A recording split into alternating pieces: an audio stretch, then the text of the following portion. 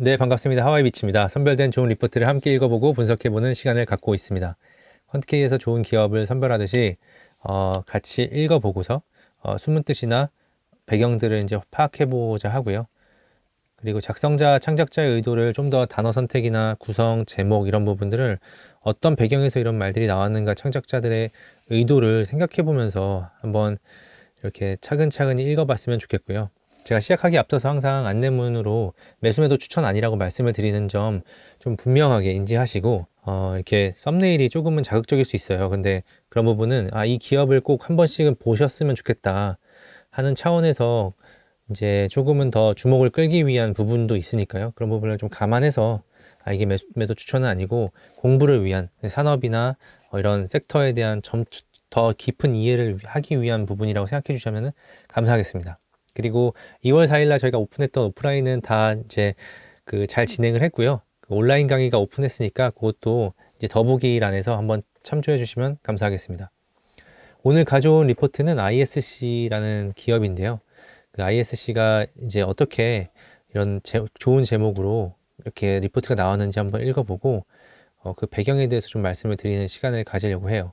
그래서 오늘 ISC가 2월 2일 날 나왔던 신한증권의 리포트도 가져왔고, 그리고 이제 1월 30일 것도 이제 SK 리서치 증권에서 증권 리서치 센터에서 나온 리포트도 함께 가져왔습니다. 그래서 가장 최근의 것 먼저 보면서 어떤 내용인지 한번 같이 보고, 그리고 다 아시다시피 이렇게 네이버에서 퀀트K 이렇게 영문을 치시면 제일 먼저 이렇게 퀀트K가 나옵니다. 그래서 퀀트K 들어가시면 이게 이제 말씀드린 온라인 강의 오픈한 내용이고요. 2월 8일 날 오픈할 예정이고, 지금 보시면 이렇게 ISC라고 치시면 관련해서 이제 관련 코멘트들이 계속 나오고, 최근은 이제 인텔 관련주 코멘트로 해서 좀 많이 말씀을 드렸었어요. 그래서 이런 부분을 조금 이따 리포트를 읽어보고 다시 돌아와서 관련 산업을 좀 더 퀀트K에서 다시 한번 녹여내는 그런 과정을 좀, 그리고 구독자분들 중에서도 그 퀀트K를 어떻게 좀 더 활용을 잘 할지에 대해서 고민 많이 하시는 분들이 있는 것 같은데 하나하나 같이 찾아보면서 좀 챙겨보겠습니다. 그래서 간단하게 빠르게 읽어보면 ISC 이제 제목을 클라우드 AI, 온디바이스 AI, 그러니까 되게 최근에 가장 핫한 시류를 어떻게 보면은 정확하게 읽고 있는 그런 내용을 말씀을 해주시고 있는데요. 보시면 제목 밑에 이제 소제목들, 비메모리를 덮는 메모리 부진.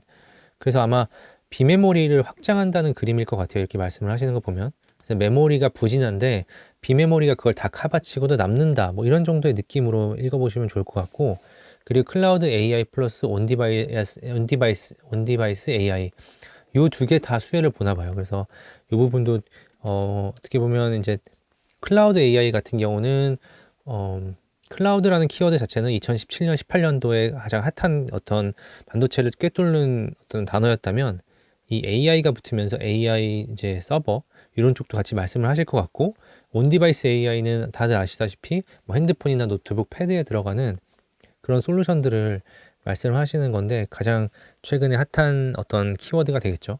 그리고 밑에 보면 구조적 변화. 그래서 요 세 가지 제목만 봐도 이 기업이 굉장히 앞으로 좋아지겠구나라는 얘기를 좀 느끼실 수 있었으면 좋겠어요. 그래서 이동주 연구원님께서 이걸 글 적어주셨는데, 자세히 여기 앞에 보시면 실적도 올해 작년 같은 경우 1,500억 정도 했는데 영업이익이 좀 부진했었죠, 많이. 시황이 좀 안 좋다 보니까 여기 보면 앞에 있는 그 영업이익보다도 영업이익률이 굉장히 안 나왔습니다. 그래서 2024년, 25년에는 그거 회복해가는 그런 국면이라고 말씀을 하시는 것 같고요. 특히 올해 회복되는 국면이 되게 큽니다. 그래서 2,600억에 한 810억 정도 될 것 같고요. 잠깐 읽어보면 재고 조정 영향 이후에 11월부터 출하가 회복되고 있는 것으로 파악된다. 그러니까 이 재고 조정 영향은 간단하게 생각해 보시면 전공정 쪽이나 전공정이 아니더라도 반도체 업황이 지난 2분기에서 3분기에 넘어갈 때 가장 안 좋았었어요. 그러면 보통은 이런 소켓 업체 같은 경우는 3개월 정도 뒤부터 그 회복세를 타거든요. 그래서 이제 웨이퍼가 만들어져야 테스트를 하니까, 그래서 8월 정도에서 한 3 더하면 한 11월부터 출하가 회복됐다. 이렇게 좀 이해를 하시면 좋을 것 같고, 그 3개월이라는 부분은 좀 인지하고 계셨으면 좋겠습니다. 그 주요 북미 팹리스 중심의 AI향 비메모리 출하 증가세와 갤럭시 S24 출시 온기가 1월에도 이어지고 있는 것으로 보인다.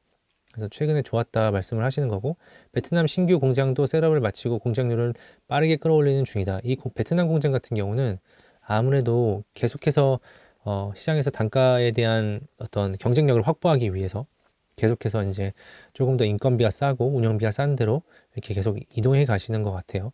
그래서 아무래도 소켓이라는 게 뭐 러버든 뭐 리노 공업의 포고 소켓이든 어느 단계까지는 이제 자동화를 할 수 있지만, 특히 러버 같은 게 어느 정도까지 자동화가 되지만 마지막에 소켓을 만들고 그 마지막 작업을 하는 건 손으로 많이 한다고 하거든요. 그래서 수작업이 어느 정도 많이 필요하기 때문에 베트남 공장 이렇게 한 단어를 들어도 이 회사가 어떤 노력을 하고 있구나라는 거가 느껴졌으면 좋겠고요. 이에 반해서 메모리 리스타킹 수요는 여전히 약하다. 그러니까 삼성전자나 하이닉스와 같은 고객사들의 리스토킹 수요가 약하다는 말씀이시고, 그래서 메모리 쪽에 이제 고객사들이 리스토킹 수요가 약하다는 말씀을 해주셨고, 여기에 최근 메모리 소켓 중심의 판가 인하에 대한 압박도 통상 수준 대비 강한 것으로 파악된다. 이게 정말 ISC에게는 가장 큰 약점이에요. 그럼에도 불구하고 뒤에 아마 말씀을 하실 거예요. 비메모리 비중을 늘린다는 얘기를.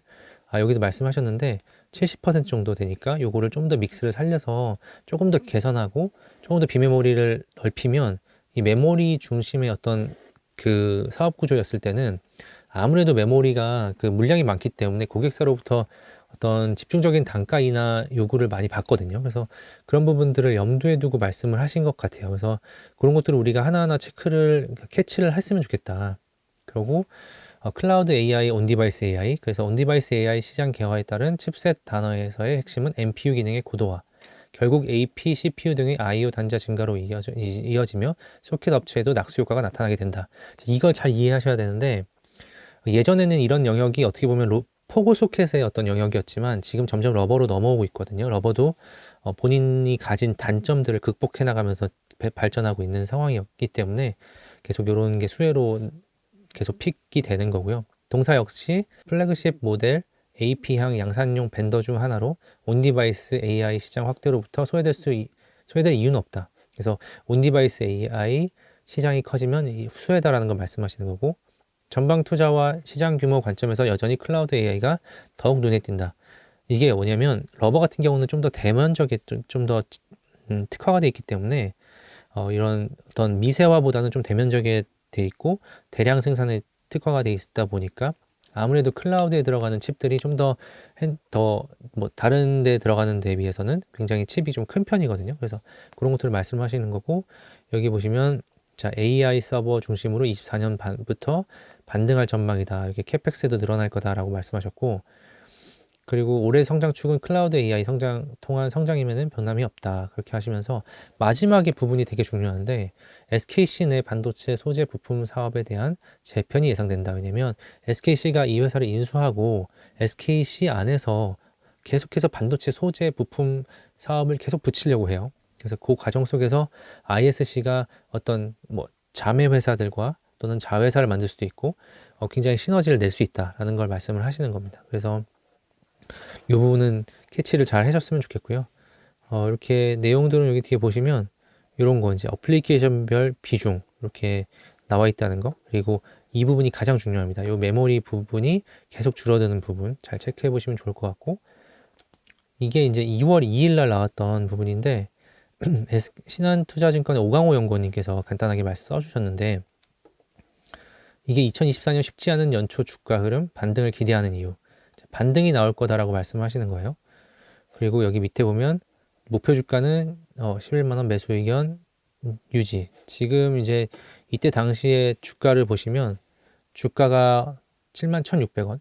그래서 상승 여력이 굉장히 높죠. 50%나 되고, 이제 여기에다 핵심을 적어 놓으셨는데 여기서 가장 중요한 포인트는 뭐냐면 이 부분입니다. 네. 잠깐 읽어보면 주요 제품인 비메모리 쪽에서 주요 제품인 실리콘 러버 소켓, 그러니까 이 회사의 주요 제품은 실리콘 러버 소켓이라는 거예요. IT 트렌드 변화로 실리콘 러버 피치 대응, 그리고 내구성 확대로 수요가 드러나고 있다.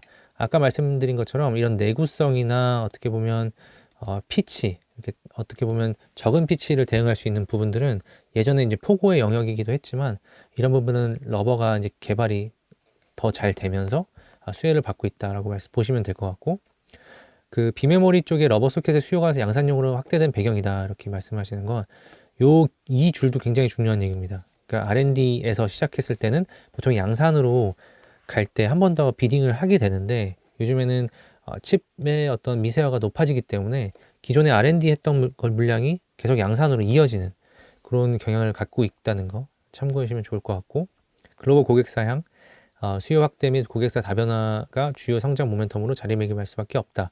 그러니까 메모리 쪽은 이제 사이클 영향이 높고 이런 걸 설명을 해주시는 부분이고요. 그리고 이제 이런 부분은 내용들이 비슷해서 그 내용을 보면 국내 대표 피어 업체인 리노공업, TSE도 고객사 확대 및 제품 포트폴리오 다변화를 통해 리레이팅이 나타났다. 자, 포트폴리오 다변화가 나타나면 리레이팅이 나타난다라고 하셔서 요게 이제 24년의 성장 포인트로 잘 잡아나갔으면 좋겠다라고 강조하시는 거고, 그리고 이제 뒤에 내용은 뭐 유사한 내용이기 때문에 한번 읽어보시면 좋을 것 같고, 그 마지막으로 이제 KB에서 나온 내용 중에 굉장히 좋은 내용이 여기 비메모리 내용이 굉장히 항상 나옵니다. 세 가지 리포트가 다 비메모리와 메모리를 터치하면서 계속 이 러버 소켓에 대해 강조해 주시고, 러버 소켓의 장점, 그리고 이제 러버 소켓이 확대되는 모습을 말씀해 주시는데, 이 비메모리 특히 올해 동사의 AI GPU향 양산용 소켓 매출 확대가 전망된다.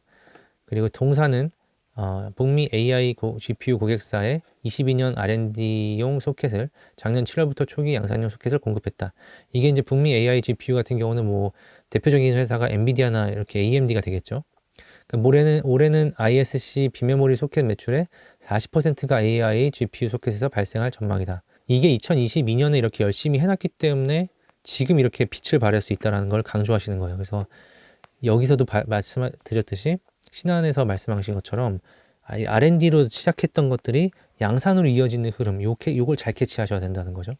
그래서 더불어 기존 고객사의 신규 제품, 요게 보면은 이 AI 고객사는 아마 엔비디아인 것 같아요. H200, B100을 얘기하시는 거 보니까 신규 고객사 확대 등을 통해 매출 확대와 믹스 개선에 동시에 이루어질 것으로 기대된다 라고 하셨습니다. 그래서 이 내용들 한번 같이 좀 읽어보시면 좋을 것 같고, 제가 퀀트K로 잠시 이동해서 아까 제가 네이버에서 이렇게 영문으로 퀀트K 치고 여기 들어왔는데요.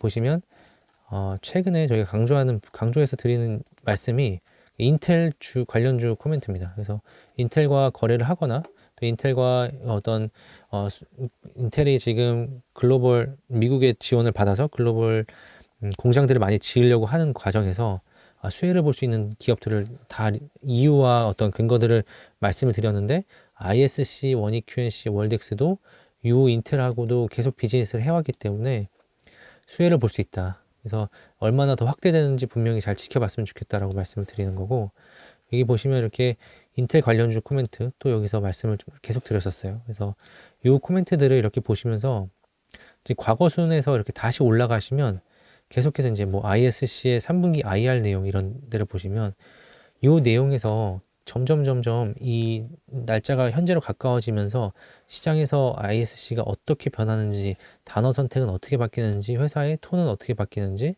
계속해서 체크해 보시면, 그리고 그 안에서 공통된 게 있는데 하나둘씩 차이점이 보이실 거라고 생각하거든요.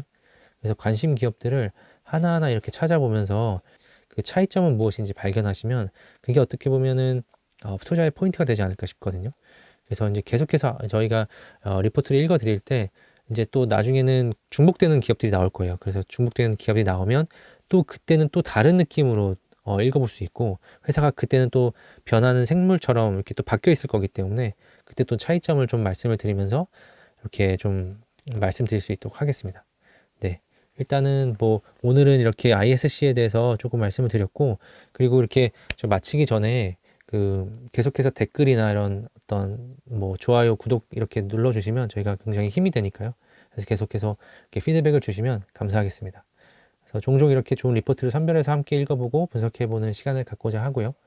아까도 말씀드렸듯이 반도체 디스플레이 온라인 강의가 오픈을 8일날 하니까요. 그 부분에 대해서 많은 관심을 부탁을 드리겠습니다. 성투하시고 다음에 또 좋은 보고서로 찾아뵙겠습니다. 감사합니다.